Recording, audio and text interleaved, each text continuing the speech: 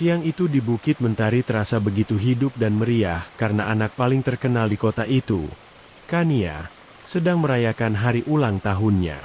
Kania adalah anak perempuan satu-satunya dari wali kota Bukit Mentari, Arman Surya, yang keluarganya telah menjabat sebagai wali kota selama 3 generasi. Pesta ulang tahun Kania, yang diadakan secara besar-besaran, menjadi semakin meriah saat Mister Senyum, si badut bersahabat, datang membawa balon berwarna-warni, dan membagikan balon-balon itu kepada anak-anak yang menghadiri pesta tersebut.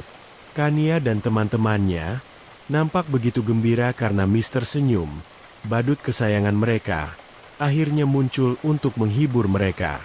Mister Senyum lantas naik atas panggung dan melakukan beberapa trik sulap dengan gayanya yang jenaka. Suasana pesta yang tadinya sedikit membosankan, langsung digantikan dengan gelak tawa dan tepukan tangan meriah dari orang-orang yang menyaksikan pertunjukan Mister Senyum. Mereka nampak sangat menikmati pertunjukan Mister Senyum di atas panggung. Bahkan Kania yang dikenal sebagai anak yang mudah bosan, terlihat sangat antusias dan bersemangat. Apalagi saat Mister Senyum mengajaknya naik ke atas panggung untuk melakukan beberapa trik sulap. Sementara itu, orang tua Kania nampak puas karena Mister Senyum benar-benar memenuhi harapan mereka untuk membuat pesta ulang tahun Kania menjadi semakin meriah. Beberapa kenalan dan kerabat mereka merekomendasikan Mister Senyum untuk pesta ulang tahun Kania, karena anak-anak di Bukit Mentari sangat mencintai Mister Senyum, yang selalu berhasil membuat mereka tertawa dan merasa bahagia.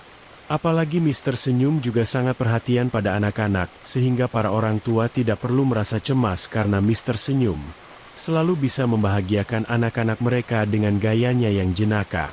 Seusai pesta, Mister Senyum, yang masih mengenakan riasan badutnya, nampak meninggalkan rumah Kania dan berjalan menuju ke mobilnya. Dia melambaikan tangan dan tersenyum lebar saat beberapa anak menyapanya dengan riang. Namun, setelah mereka semua pergi, ekspresi wajah Mister Senyum tiba-tiba menjadi dingin dan serius, bertolak belakang dengan penampilannya yang ceria dan jenaka. Mister Senyum pun lantas berkendara pulang menuju rumahnya yang berlokasi di pinggiran kota, agak terpencil dari kawasan pemukiman. Rumah 2 lantai dengan 4 kamar itu mungkin terlalu besar untuk Mister Senyum yang tinggal sendirian dan tidak memiliki keluarga. Namun, Mister Senyum menyukai kesendiriannya, apalagi dia juga tidak memiliki tetangga, sehingga dia bisa lebih leluasa melakukan hobinya. Setelah menghapus riasan dan menanggalkan atribut badutnya, Mister Senyum pun bertransformasi menjadi dirinya yang asli, yakni Didi Waluyo, pria berusia akhir 30-an yang nampak biasa saja. Setelah matahari terbenam, Didi telah berpakaian rapi, bersiap untuk pergi. Malam itu, suasana hatinya sedang bagus, sehingga Didi berniat untuk makan malam di restoran, lalu pergi ke bar. Beberapa orang nampak menyapa Didi saat dia memesan segelas bir di tempat tersebut, sementara yang lain nampak tidak peduli. Kebanyakan orang di Bukit Mentari memang hanya mengenal Didi sebagai Mister Senyum, si badut bersahabat, yang selalu menghibur anak-anak mereka dengan tingkahnya yang jenaka. Mereka tidak tahu apakah Didi mempunyai pekerjaan lain, dan mereka juga tidak cukup peduli dengan masa lalu, serta latar belakang Didi. Sejujurnya, Didi lebih nyaman seperti itu, karena dengan begitu, dia bisa lebih leluasa melakukan hal-hal yang ia senangi tanpa sepengetahuan mereka. Saat Didi memesan segelas vodka, Dina Wibisono, seorang wanita muda berambut pirang, terlihat memasuki bar dan duduk di sebelah Didi. Melihat Dina yang langsung memesan minuman dengan wajah yang murung, membuat Didi mengetahui kalau suasana hati Dina sedang buruk.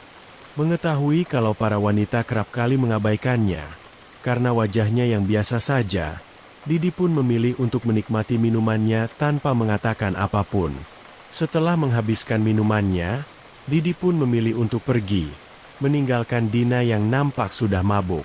Di sisi lain, Togar, si bartender yang juga paman Dina, menyuruh Dina untuk berhenti minum dan segera pulang. Dina awalnya menolak, tapi Togar lantas mengancam akan mengadukannya kepada ayahnya, sehingga Dina pun akhirnya menuruti perkataan pamannya. Dina pun keluar dari bar dan berjalan menuju ke mobilnya dengan langkah gontai, karena berada di bawah pengaruh alkohol. Dina mengumpat secara spontan saat dia tak sengaja menjatuhkan kunci mobilnya ketika hendak memasukkan kunci itu ke lubang kunci.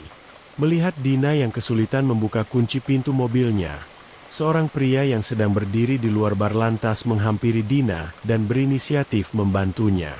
Setelah Dina akhirnya menaiki mobilnya dan meninggalkan parkiran bar tersebut, pria itu pun bergegas pergi dari sana, seolah-olah dia sedang merencanakan sesuatu. Di tengah perjalanan, Dina menyadari kalau ban mobilnya pecah, sehingga dia pun lantas menepi dan mencoba menelepon seseorang. Sialnya, ponsel mati karena baterainya habis, sehingga Dina pun hanya bisa menunggu mobil yang lewat untuk meminta bantuan. Tak lama setelahnya, Dina melihat sebuah mobil yang mendekat ke arahnya, sehingga dia pun langsung berusaha menghentikan mobil tersebut. Rupanya yang datang adalah Didi, yang dengan senang hati menawarkan tumpangan kepada Dina agar wanita ini tidak terdampar di pinggir jalan semalaman. Dina nampak senang karena Didi bersedia memberikan tumpangan. Namun, di tengah perjalanan, Didi tiba-tiba menghantamkan kepala Dina ke dashboard mobil, hingga membuatnya pingsan. Setelahnya, Didi membawa Dina ke hutan, di mana ia kemudian melakukan aksi bejatnya, membunuh Dina secara brutal. Didi kemudian dengan hati-hati menghilangkan jejaknya di tempat kejadian perkara, dan menggunting beberapa helai rambut pirang Dina, untuk ia simpan sebagai trofi. Setelah semua kejadian itu, Didi pun berkendara pulang ke rumahnya sambil bersiul dengan riang, karena suasana hatinya selalu menjadi lebih baik setelah dia menghilangkan nyawa seseorang. Dina Wibisono adalah korban pertama yang dibunuh oleh Didi, sejak ia pindah ke Bukit Mentari. Namun, jika dihitung dari jumlah keseluruhan korban yang telah dibunuh oleh Didi dalam beberapa tahun terakhir, Dina adalah korban ke-9. Didi nampak begitu bersemangat saat dia mengendarai mobilnya di jalanan yang sepi. Dina Wibisono adalah hidangan pembuka yang menyenangkan, tapi Didi sudah tidak sabar untuk segera mencicipi hidangan utamanya. Pagi itu, Komisaris Rahmat Aditya baru saja bangun saat dia tiba-tiba mendapat panggilan telepon dari atasannya. Komisaris Rahmat nampak tersentak ketika dia diinformasikan mengenai Dina Wibisono yang ditemukan tewas di hutan. Kurang dari 30 menit kemudian, Komisaris Rahmat sudah tiba di tempat kejadian perkara yang sudah dipasangi garis polisi.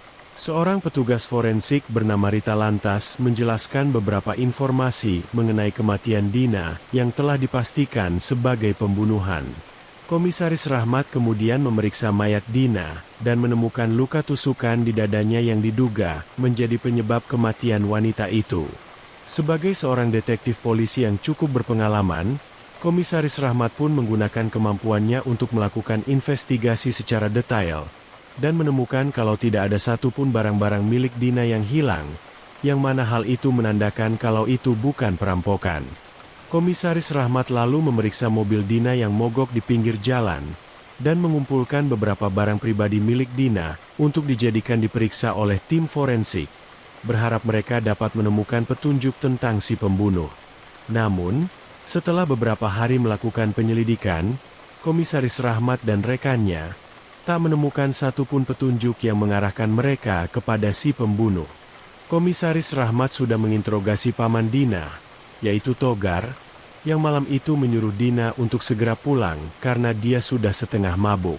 Komisaris Rahmat juga sudah menginterogasi Didi. Tak lama setelah tim forensik menemukan sidik jari Didi pada kunci mobil wanita ini, Didi menyatakan kalau dia hanya membantu Dina membuka kunci pintu mobilnya karena saat itu Dina mabuk. Komisaris Rahmat sebenarnya sedikit mencurigai Didi karena menurut kesaksian beberapa pelanggan bar, Didi meninggalkan bar 20 menit lebih awal. Tetapi untungnya, bar tersebut tidak memiliki kamera CCTV, sehingga Komisaris Rahmat tak dapat memastikan kesaksian mereka secara spesifik.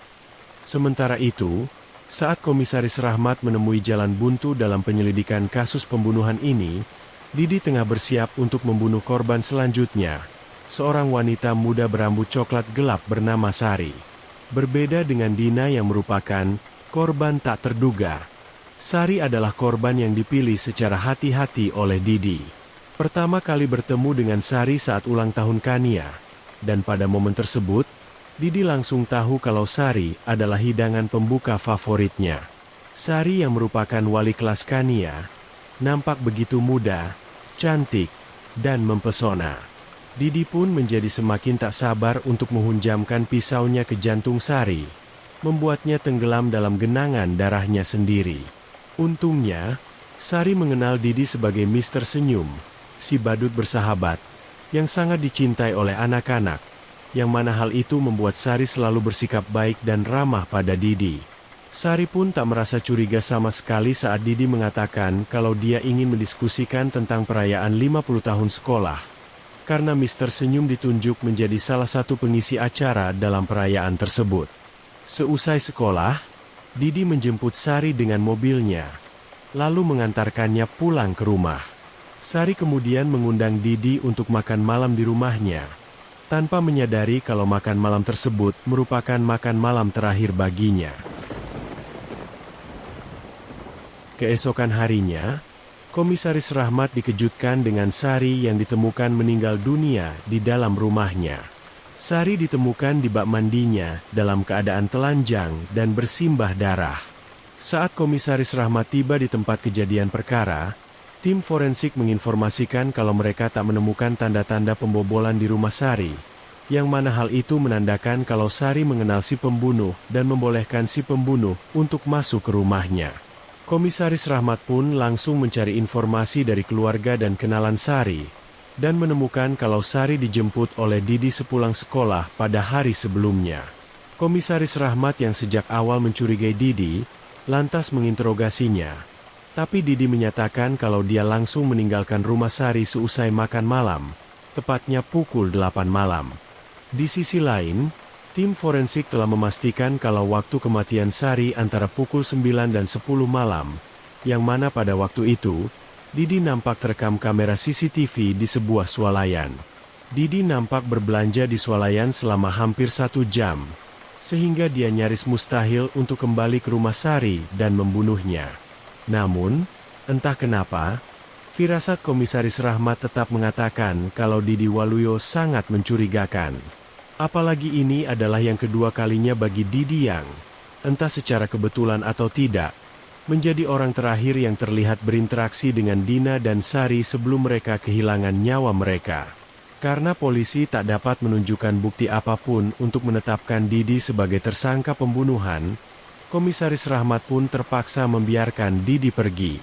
Di sisi lain, Didi nampak begitu tenang saat dia melangkah pergi meninggalkan kantor polisi, karena dia merasa yakin kalau dirinya tidak akan tertangkap. Didi selalu mempersiapkan semuanya dengan hati-hati, bahkan dengan detail sekecil apapun. Dia juga telah memperhitungkan waktu untuk menyiapkan alibi yang sempurna, untuk menipu polisi. Tapi Didi tahu kalau Komisaris Rahmat bukanlah seorang polisi biasa. Komisaris Rahmat memiliki pengamatan dan insting yang tajam, yang mana hal itu sebenarnya tidak terlalu berguna di Bukit Mentari yang memiliki tingkat kriminalitas yang sangat rendah. Namun, hal itu pula yang membuat Didi memilih Bukit Mentari sebagai sasarannya kali ini. Didi ingin menciptakan sejarah kelam dan menebar teror mencekam di Bukit Mentari yang damai dan tenang. Didi ingin melihat bagaimana kegelisahan dan ketakutan menyelimuti kota itu, sementara dia bersembunyi di balik sosok Mister Senyum, si badut bersahabat yang nampak tidak mengancam dan selalu berhasil mencuri hati anak-anak dengan tingkahnya yang jenaka. Sementara Komisaris Rahmat mendapat tekanan dari wali kota untuk segera memecahkan 2 kasus pembunuhan yang terjadi di kota mereka, Didi nampak menjalani rutinitasnya seperti biasa. Sebagai Mister Senyum, Didi malah menjadi semakin sibuk karena wali kota memintanya untuk tampil di beberapa acara penting di kota, untuk menghibur orang-orang agar mereka sedikit teralihkan dari kasus pembunuhan yang belum terpecahkan. Didi menjalankan perannya sebagai Mister Senyum dengan sangat baik. Bahkan beberapa orang nampak mulai menaruh kepercayaan kepada Didi, termasuk sang wali kota. Arman berpikir kalau kehadiran Didi sebagai Mister Senyum sangat penting untuk kota mereka. Apalagi Bukit Mentari saat ini sedang dilanda teror yang mencekam. Tanpa menyadari kalau Didilah yang justru dengan sengaja menebarkan teror tersebut. Di sisi lain, Komisaris Rahmat akhirnya berhasil menemukan petunjuk yang menghubungkan kedua korban. Yang mana hal itu membuktikan kalau mereka dibunuh oleh pembunuh yang sama. Komisaris Rahmat menemukan kalau beberapa helai rambut dari kedua korban dengan sengaja digunting oleh si pembunuh. Karena si pembunuh menggunting rambut mereka di tempat yang sama, dan juga memiliki panjang yang sama. Komisaris Rahmat segera saja mengetahui kalau orang yang membunuh Dina dan Sari adalah si pembunuh berantai yang dijuluki si pembunuh jejak rambut, karena si pembunuh selalu menggunting beberapa helai rambut dari para korbannya. Komisaris Rahmat pun mulai mengumpulkan informasi mengenai si pembunuh jejak rambut yang sempat meneror kota Wonokitri dengan serangkaian pembunuhan. Lalu secara tiba-tiba menghentikan aksi pembunuhannya. Komisaris Rahmat lantas menuliskan dengan sistem yang runut, tentang aksi pembunuhan yang dilakukan oleh si pembunuh jejak rambut, dan menemukan sebuah fakta yang sangat mengejutkan. Komisaris Rahmat menemukan kalau waktu menghilangnya si pembunuh jejak rambut dari kota Wonokitri bertepatan dengan kepindahan Didi Waluyo ke Bukit Mentari. Komisaris Rahmat pun mulai mencari tahu tentang latar belakang Didi, dan menemukan kalau Didi pernah tinggal di kota Wonokitri, selama si pembunuh jejak rambut meneror kota itu dengan pembunuhan berantai. Komisaris Rahmat yang sejak awal mencurigai Didi, segera saja melaporkan hal itu kepada atasannya, AKBP Hendro. Tapi AKBP Hendro mengatakan kalau hal itu tidak lantas membuktikan Didi sebagai si pembunuh berantai. AKBP Hendro pun memerintahkan Komisaris Rahmat untuk melakukan penyelidikan lebih jauh dan menemukan bukti-bukti kejahatan. Alih-alih menuduh seseorang hanya dengan alasan yang sepele. Komisaris Rahmat yang kesal kemudian pergi meninggalkan kantornya, berniat untuk melakukan investigasi dengan mencari informasi lebih jauh tentang Didi Waluyo. Komisaris Rahmat meyakini kalau Didi terlibat dalam kedua pembunuhan tersebut, tapi dia harus mengetahui bagaimana Didi menciptakan alibinya yang sempurna. Komisaris Rahmat berpikir untuk berkunjung ke rumah Didi. Tapi dia tidak memiliki surat perintah resmi untuk melakukan penggeledahan. Maka dari itu, Komisaris Rahmat pun memutuskan untuk mengawasi Didi secara diam-diam seraya mencari celah saat Didi menurunkan kewaspadaannya dan mengungkapkan identitas aslinya sebagai si pembunuh jejak rambut. Didi Waluyo mungkin bisa menipu orang-orang di Bukit Mentari dengan perannya sebagai Mister Senyum, si badut bersahabat yang begitu dicintai oleh anak-anak. Namun, Didi tak dapat mengelabui Komisaris Rahmat yang cukup berpengalaman menangani kasus-kasus pembunuhan sebelum dia dipindahkan ke Bukit Mentari. Komisaris Rahmat selalu percaya pada instingnya yang tajam, karena hal itulah yang menuntunnya menemukan petunjuk dan bukti-bukti untuk memecahkan kasus-kasus tersebut. Sama seperti saat ini, Komisaris Rahmat juga percaya pada instingnya yang dengan tegas mengatakan kalau Didi Waluyo adalah seorang pembunuh.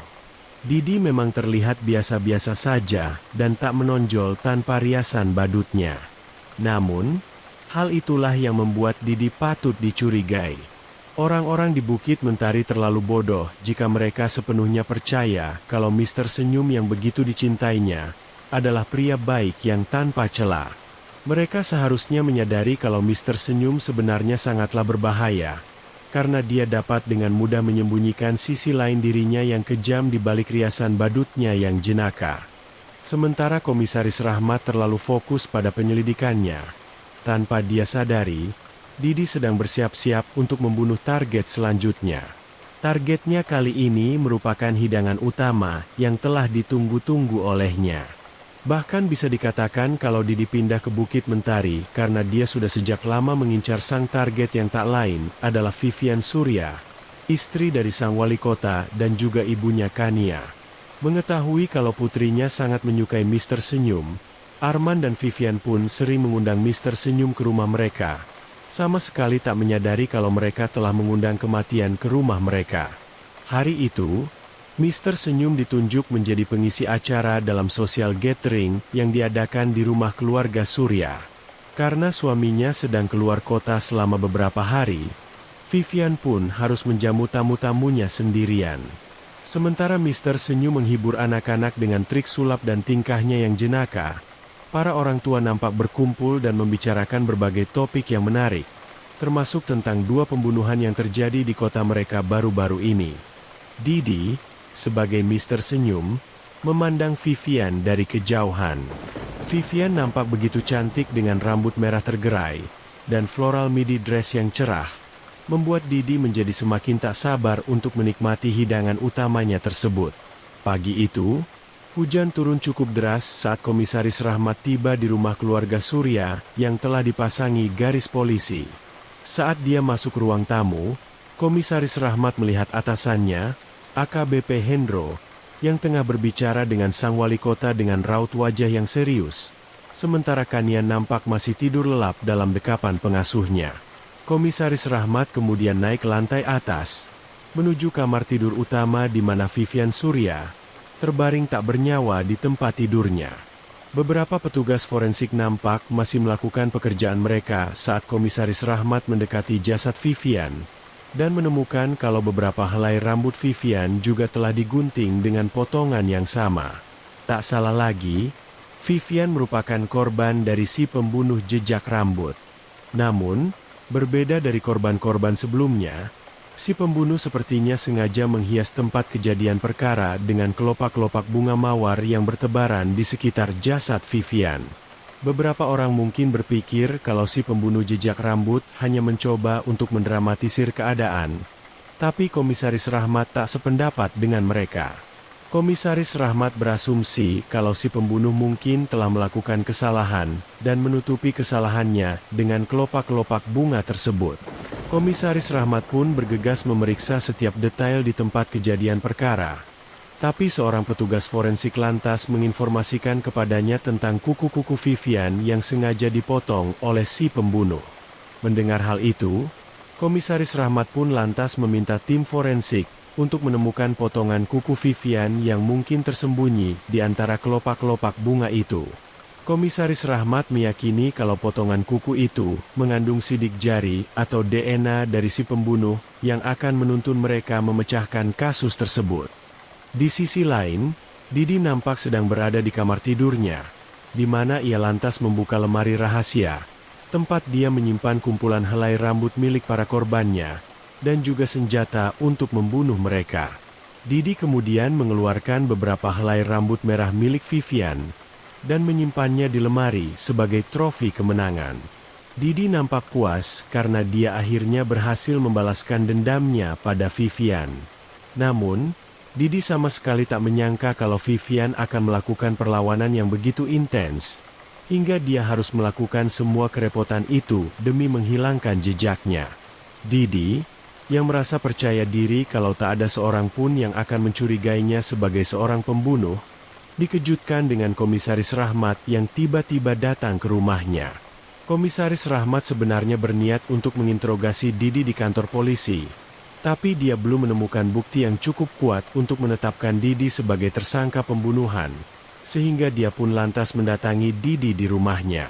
Sambil menatap Didi dengan penuh kecurigaan, Komisaris Rahmat menanyakan alibi Didi pada waktu kematian Vivian. Didi menyatakan kalau dia langsung pulang seusai acara dan terus berada di rumah sepanjang malam. Didi sengaja tidak menciptakan alibi palsu karena semalam hujan deras, dan air hujan secara tidak langsung dapat menghilangkan jejak-jejaknya di rumah keluarga Surya. Komisaris Rahmat kemudian menanyakan beberapa hal lainnya, dan menulis pernyataan Didi di buku catatannya. Namun secara tak terduga, Komisaris Rahmat malah tersenyum mendengar pernyataan Didi, seolah-olah dia telah mendapatkan petunjuk penting untuk membuktikan kalau Didi adalah si pembunuh.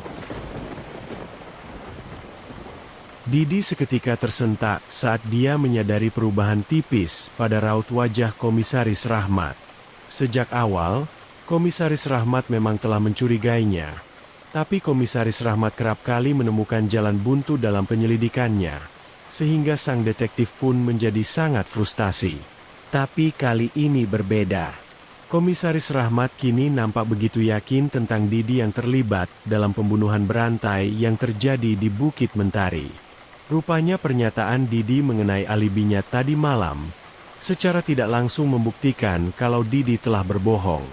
Tadi malam, Komisaris Rahmat yang sedang suntuk karena penyelidikannya tidak berjalan dengan lancar, mendapat perintah dari atasannya untuk menemukan anjing milik Pak Rusdi yang tiba-tiba menghilang.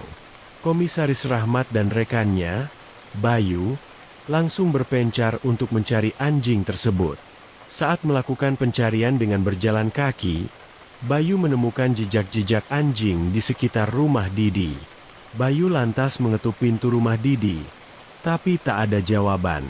Bayu pun berinisiatif untuk mengintip melalui jendela dan menemukan kalau tidak ada siapapun di rumah itu. Dan dia juga tidak menemukan tanda-tanda keberadaan anjing milik Pak Rusdi di sana. Hal itu tentu saja sangat bertentangan dengan pernyataan Didi yang mengklaim kalau dia berada di rumahnya semalaman. Karena jika Didi memang benar-benar berada di rumahnya, dia pasti mengetahui kalau tadi malam Bayu datang ke rumahnya. Didi berdalih kalau dia mungkin sedang mandi saat Bayu mengetuk pintu rumahnya. Apalagi di luar juga sedang hujan deras, sehingga dia tidak mendengar suara ketukan pintu. Mendengar hal itu, Komisaris Rahmat memilih untuk tidak memberikan tanggapan apapun dan berkata kalau dia sudah selesai melakukan tugasnya. Komisaris Rahmat sebenarnya ingin langsung menangkap Didi dan menjebloskannya ke penjara atas semua kejahatannya. Namun, dia tahu kalau dia masih harus menunggu hasil penyelidikan dari tim forensik, karena dia tak ingin membuat kesalahan untuk yang kedua kalinya. Akibat dia terlalu berambisi untuk menangkap para penjahat sesegera mungkin. Sebagai seorang polisi yang cukup berpengalaman menangani kasus-kasus pembunuhan, Komisaris Rahmat tahu kalau para pembunuh berantai biasanya memilih untuk tetap tinggal dan mempermainkan polisi secara mental, sekalipun mereka telah dicurigai. Komisaris Rahmat tahu kalau para pembunuh berantai seperti Didi memiliki kepercayaan diri yang tinggi, sehingga dia pun tahu kalau Didi tidak akan kabur begitu saja. Tapi Komisaris Rahmat sepertinya tidak memperkirakan kalau Didi mungkin tidak akan segan-segan membunuhnya sebelum Komisaris Rahmat dapat mengungkap kebenaran tentang Didi Waluyo, sang pembunuh berdarah dingin, di balik sosok Mister Senyum yang ramah dan dicintai oleh semua orang. Komisaris Rahmat baru saja hendak meninggalkan rumah Didi, saat kepalanya tiba-tiba saja dipukul oleh Didi dari belakang, hingga ia ambruk tak sadarkan diri. Didi lantas menyeret Komisaris Rahmat yang pingsan ke ruang bawah tanah, di mana ia lantas mengikat tangan dan kaki polisi itu. Beberapa waktu kemudian, Komisaris Rahmat pun akhirnya tersadar dan menemukan Didi yang sedang duduk di hadapannya sambil memegang sebilah pisau. Melihat hal itu, Komisaris Rahmat lantas menanyakan alasan Didi melakukan semua pembunuhan tersebut. Didi menjawab dengan dingin kalau dia tidak perlu alasan apapun untuk membunuh para korbannya, karena mereka memang pantas mati.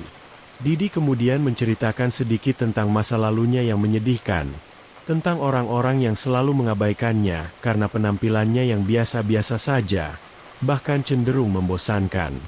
Seiring berjalannya waktu, Didi berpikir untuk mengambil keuntungan dari hal itu, dan mulai membunuh para wanita muda, karena mereka tak hanya selalu mengabaikannya, tapi juga sering merendahkannya. Dalam beberapa tahun terakhir, Didi sangat menikmati kehidupan gandanya, sebagai seorang supir taksi sekaligus pembunuh berantai yang selalu mengintai para korbannya tanpa terdeteksi. Tapi lama-kelamaan, Didi mulai jenuh menjadi seseorang yang tak terlihat oleh orang lain, sehingga dia pun memutuskan untuk mencoba sesuatu yang lain, mencoba menjadi seseorang yang dikenal, bahkan disukai oleh banyak orang. Didi lantas pindah ke Bukit Mentari, di mana ia kemudian bertransformasi menjadi Mister Senyum, si badut bersahabat, yang dicintai oleh anak-anak. Secara tak terduga, Komisaris Rahmat malah tertawa setelah dia mendengarkan semua pengakuan Didi, lalu berkata kalau Didi datang ke Bukit Mentari untuk membalaskan dendamnya pada Vivian Wijaya, atau yang biasa dikenal sebagai Vivian Surya setelah dia menikah dengan Arman Surya. Komisaris Rahmat rupanya telah menyelidiki latar belakang Didi, dan mengetahui kalau Didi dan Vivian berasal dari kampung halaman yang sama. Tak hanya itu, Komisaris Rahmat juga mengetahui kalau Didi pernah menjadi korban perundungan di sekolahnya dan Vivian adalah salah satu orang yang sering merundung Didi. Komisaris Rahmat yang mengetahui kalau dia harus mengintimidasi Didi secara mental, lalu menjelaskan kalau polisi bisa menetapkan Didi sebagai tersangka atas pembunuhan Vivian karena bukti itu. Apalagi mereka juga telah menemukan sidik jari dan DNA Didi pada jasad Vivian. Walaupun pada kenyataannya, hanya Komisaris Rahmat yang mengetahui hal itu, karena dia telah melakukan penyelidikan secara tidak resmi untuk mengungkap kejahatan Didi. Di sisi lain, setelah Komisaris Rahmat memberikan semua penjelasan, Didi masih nampak tenang, karena dia mengetahui kalau Komisaris Rahmat melaporkan hasil penyelidikannya kepada atasannya. Didi kemudian menodongkan pisaunya ke leher Komisaris Rahmat seraya bertanya-tanya, mengapa Komisaris Rahmat datang sendirian ke rumahnya, jika polisi sudah mengetahui kebenaran itu. Dengan nada meremehkan, Didi berkata pada Komisaris Rahmat kalau Komisaris Rahmat hanya berusaha menggertaknya, padahal dia belum menemukan bukti apapun untuk mengungkap keterlibatan Didi dalam semua pembunuhan tersebut. Namun, Didi tak ingin mengambil resiko dengan membiarkan Komisaris Rahmat hidup lebih lama, sehingga dia pun memutuskan untuk membunuh Komisaris Rahmat saat itu juga. Saat Didi hendak menghunjamkan pisaunya ke dada Komisaris Rahmat,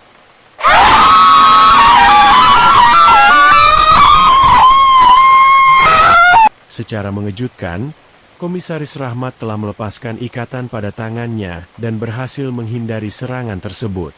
Komisaris Rahmat pun dengan cepat melepaskan ikatan pada kakinya.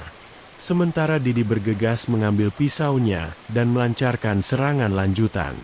Mengetahui kalau Didi telah mengambil pistolnya, Komisaris Rahmat pun tak memiliki pilihan selain bertarung dengan sengit melawan Didi yang memiliki pisau. Komisaris Rahmat nampak mengerahkan segenap kekuatannya untuk melawan Didi, berusaha sekuat tenaga agar dia dapat bertahan hidup dan mengungkap kebenaran tentang Mister Senyum alias Didi Waluyo, seorang pembunuh berdarah dingin yang menjadi dalang di balik serangkaian pembunuhan yang terjadi di Bukit Mentari. Secara mengejutkan, Didi rupanya adalah lawan yang cukup tangguh, karena dia beberapa kali mampu menjatuhkan Komisaris Rahmat dan berhasil melukai perutnya dengan fatal.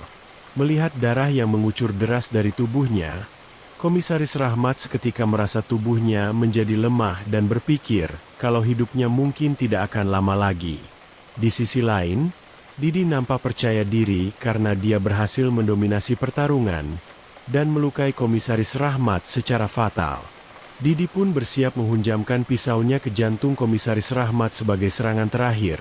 Tapi secara tak terduga, terdengar suara letusan pistol di belakangnya. Dan di waktu yang bersamaan Didi menyadari kalau pisaunya telah jatuh ke lantai.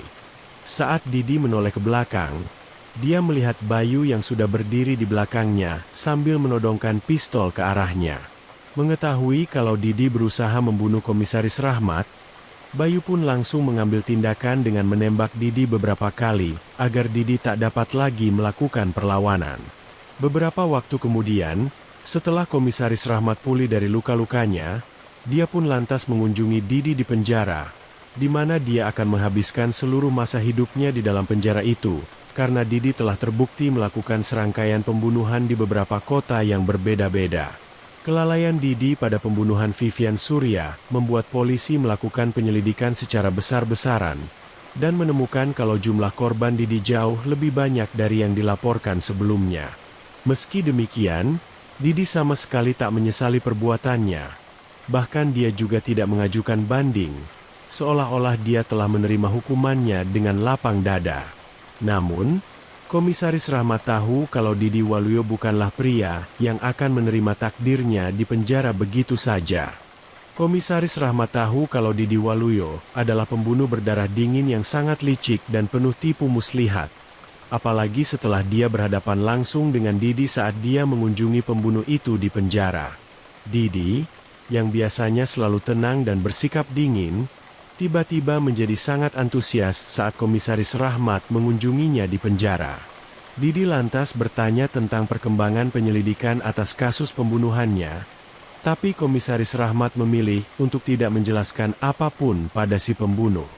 Didi lalu berkata kalau Komisaris Rahmat dan para polisi harus berusaha lebih keras untuk menuntaskan penyelidikan atas kasus pembunuhannya.